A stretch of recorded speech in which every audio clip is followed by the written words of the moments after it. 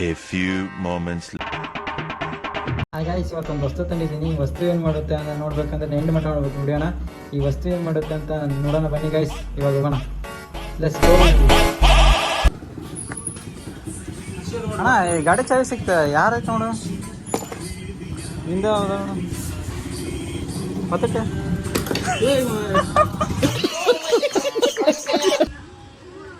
ಮತ್ತಕ್ಕೆ ಕರೆಕ್ಟಾ?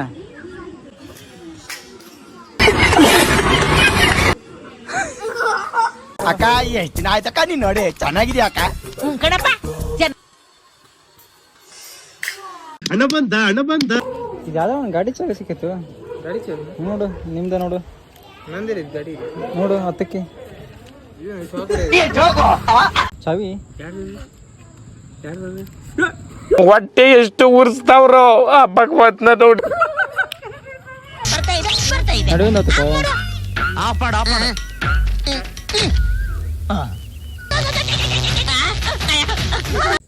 ಸದಾಣ ಕರೆಂಟ್ ಚಾವಿ ಸಿಕ್ಕಿದ ಅಂದ್ರೆ ಅಲ್ಲೇ ಬಿದ್ದಿತ್ತಪ್ಪ, ಅಲ್ಲೇ ಹೊರಗೆ